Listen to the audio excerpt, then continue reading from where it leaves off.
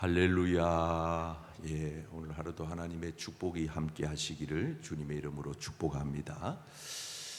예, 오늘 말씀은 이제 재림 때에 우리 성도들이 예수님의 종말 때에 성도들이 어떻게 신앙생활을 해야 되느냐.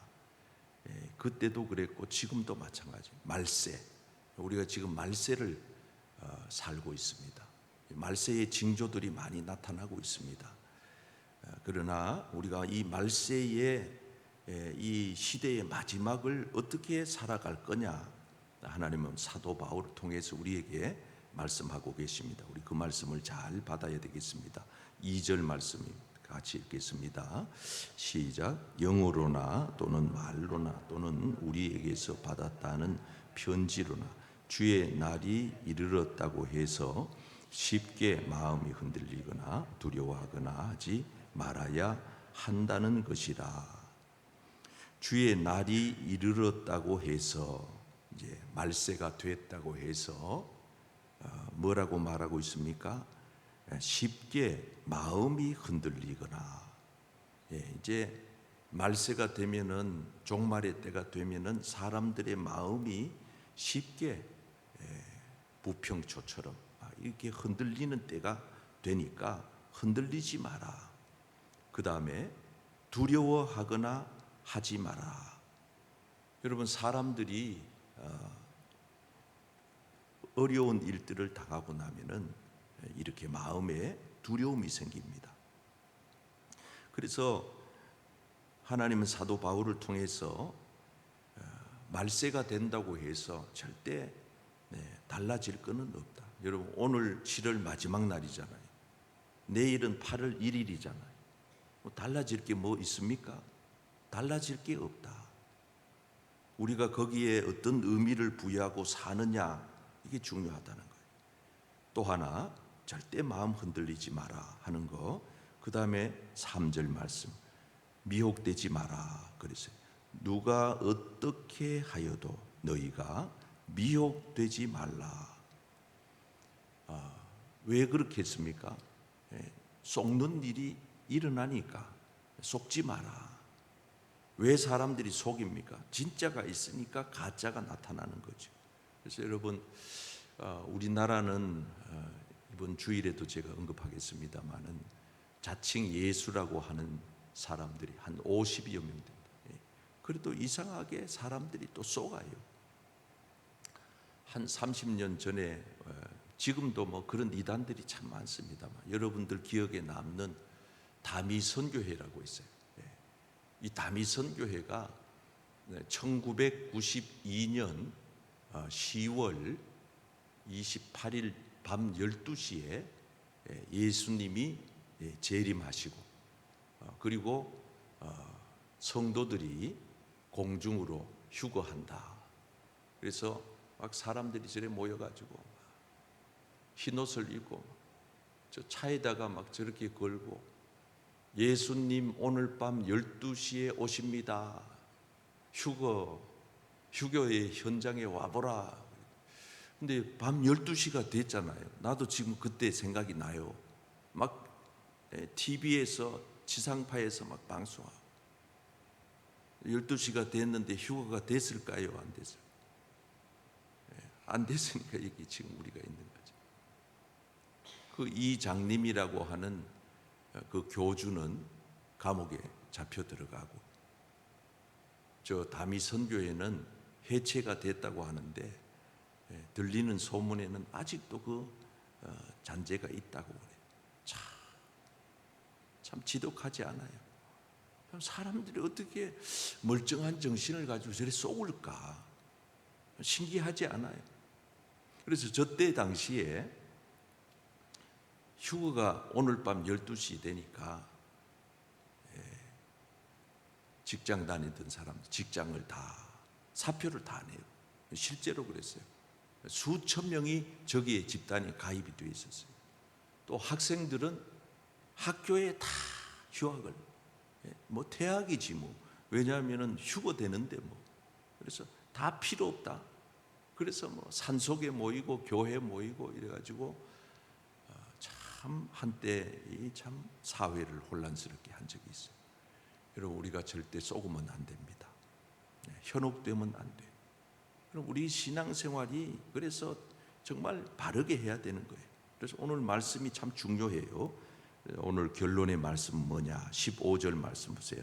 그러므로 읽겠습니다. 시작.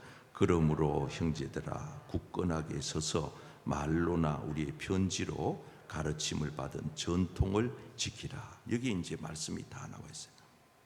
자, 형제들아 굳건하게 서서, 이 굳건하게 서서 이 말은 현재에 너 있는 자리를 지키고 이런 뜻이에요. 여러분, 우리 신앙생활은요, 주님이 오늘 당장 재림하셔도 그냥 오늘처럼 어제처럼 오늘을 사는 겁니다. 목사는 목사 일을 하고 사업가는 사업, 직장인은 직장, 학생은 학생. 예수님이 오늘 재림에 오신다고 해도 여전히 내가 서 있는 그 자리를 지키는 겁니다. 굳건하게 서서, 중요한 거예요. 가정주부는 가정주부로, 아빠는 아빠로, 교인은 교인으로 자기 자리를 지키는. 자, 그 다음 또 말씀 계속 띄워놓으세요. 서서, 그 다음에 말로나 우리의 편지로. 편지는 앞에 쓴 데살로니가 전서, 데살로니가 전서에도 쫙 써놨잖아요. 재림 때에 말세에 성도들이 어떻게 신앙생활을 해야 할 것인가, 그 말씀, 그 다음에 말로 가르침을 했다는 거예요. 설교를 잘 들어야 돼요. 그래서 사람들이 이렇게 보면은 자기가 몸담고 있는 교회의 목사님들의 설교를 듣고 은혜를 받아야 되는데, 이단에 빠지는 대부분 사람들이 특징이 뭐냐? 자기 교회 목회자한테 은혜를 못 받는다는 거예요. 이거는 마치 이거하고 똑같아요. 부부가 같이 살면서 부부끼리 만족하지 못해서 외도하는, 불륜하는 거하고 똑같은 거예요. 그래서 성도들이 자꾸 이렇게 귀를 솔깃솔깃하게 하는 이야기들이, 신천지 같은 경우에는 한 사람을 포섭하기 위해서 여러 사람이 동원이 되잖아요. 그래서 뭐 식당에서 우연히 만난 것처럼, 뭐 지하철역에서 우연히 만난 것처럼. 근데 그 사람들은 다 전략적으로 짜고 만나게 하는 거거든. 그래가지고는 차를 마시자, 뭐 어디 성경 공부하는데 가볼래. 그래가지고 성경 공부를 이래 한번 들어보니까 자기 교회 목사님이 가르쳐 준 거하고는 완전히 수준이 다르거든요. 수준이 다르다고 하는 거는 색다르거든요. 색다르. 여러분, 마약도 처음에 먹을 때 그 마약이 그게 사람을 이상하게 만드는 거예요. 그래서 이단에 빠지게 되고 가정을 가출하게 되고 학생들은 학교를 안 가게 되고, 그래서 신천지가 가장 큰 문제고, 지금 현재로서는 이단들이 문제가 많은 이유가 뭐냐면은 하나님의 말씀을 바르게 가르치지 않는다는 거예요. 그래서 그 다음에 성경에 뭐라고 했어요? 전통을 지키라. 여기 이제 참 중요한 얘기인데, 전통이 뭐예요? 이게 복음이에요. 이게 하나님의 말씀이라. 66권 하나님의 말씀을 어느 한 소절을 뽑아내가지고 그것만 해석하는 게 아니에요.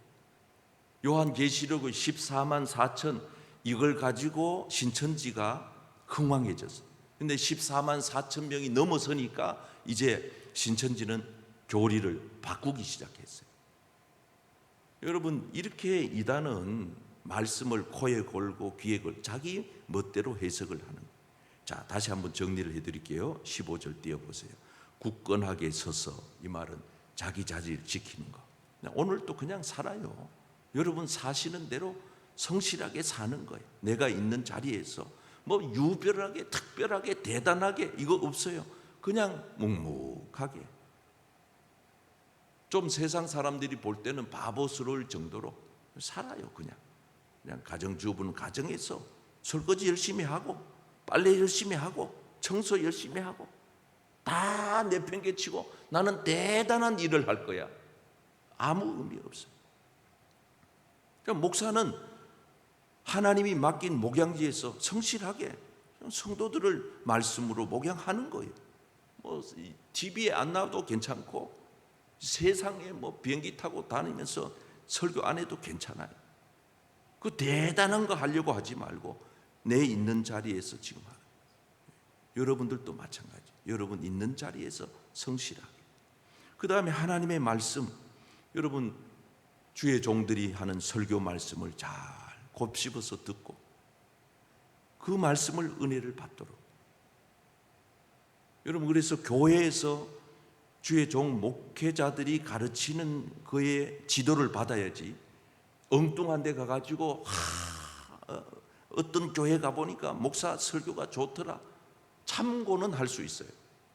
그러나 그 교회로 교적을 옮기기 전에는 자기 교회 목사의 설교를 듣고 마치 이거는 엄마의 밥을 먹고 자란 아이하고 똑같은 거예요. 그래야 신앙생활이 건강해져요. 마지막으로는 성경에 입각해서만. 그러니까 성경을 부지런히 읽어야 되고 부지런히 배워야 돼요. 수요일 저녁에 우리 사역 훈련 너무 좋잖아요. 그럼 나올 형편이 안 되면 유튜브라도 통해서 듣고 배워야 되는 거예요. 안 배우니까 엉뚱한 소리를 하고 어디 가니까 좋더라 그러고 이단한테 빠지게 되는 거예요. 그래서 우리는 불평하지 말고 내게 주신 걸 감사하고, 누군가는 나를 보면서 참 부러워하거든. 여러분들이 남 보고 부러워하듯이 다른 사람들도 여러분 보면 부러워해요. 이 새벽 기도 나오는 게 보통 축복이 아니잖아. 오늘 우리가 이 말세에 어떻게 살 거냐, 오늘 이 가르침을 잘 여러분 기억하셔서 말씀대로 승리하는 우리 귀한 성도님들 다 되시기를 주의 이름으로 축복합니다.